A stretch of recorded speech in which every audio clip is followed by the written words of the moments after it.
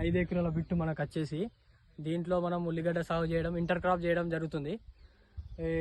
ఒక్క గుంట వచ్చేసి 15 ఫీట్లు స్క్వేర్ ఫీట్లో రెడీ చేసుకున్నాము. మొత్తం ఒక 40 గుంటలు ఉన్నాయి ఇవి.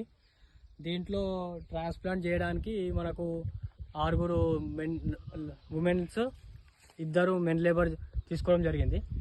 దీంట్లో మనకు పెస్ట్ కంట్రోల్ వచ్చేసి హ్యాష్ పౌడర్ బూడిద చల్లుకుంటే మనం 15 రోజుల తర్వాత అది డిసీజ్ కానీ ఏదైనా కంట్రోల్ కానీ ఉంటుంది మనకు.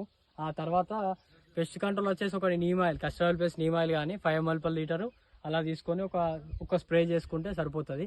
ఆ తర్వాత పూర్తిగా ఒక 15 రోజుల వరకు నీళ్లు మొత్తం డ్రై చేసేసి మొత్తం పర్రలు వచ్చేలాగా చేసి భూమి, ఆ తర్వాత మనం పశువులది కానీ మేకలది కానీ మనకు అవైలబుల్ బట్టి ఎరువు వేసుకోవాలా. అట్లా ఎందుకంటే ఇది ఎర్ర నేలలు కాబట్టి అందరికీ తెలిసే బ్లాక్ సాయిల్లో అయితే ఉల్లిగడ్డ బాగా పండుతుంది. బట్ దీంట్లో మేము వేసి చూసినాం ఆర్గానిక్లో ఎంత ఈల్డ్ వస్తుందని. అది ఈల్డ్ వచ్చిన తర్వాత కూడా మీకు చెప్పడం జరుగుతుంది. మా ఎస్టిమేషన్ ఏంటంటే ఒక 400 నుంచి 500 కిలోలు. ఇది పావు ఎకరానికి కొంచెం పైగా ఉంటుంది. ఇది వచ్చేసి దాని తర్వాత మొత్తం మన క్రాప్ వచ్చేసి 90 నుంచి 120 డేస్ మధ్యలో మనకు మే నెలల్లో 20కి హార్వెస్టింగ్ అనేది వచ్చేస్తుంది. అప్పటిలోపు మొత్తం అప్పుడు డ్రై చేసేసి మొత్తం పీకేసి దాన్ని మార్కెటింగ్ లెవెల్లో తీసుకెళ్ళడం. ఇక ఇది మొత్తం వచ్చేసి మనకు మల్టీ ఫార్మింగ్.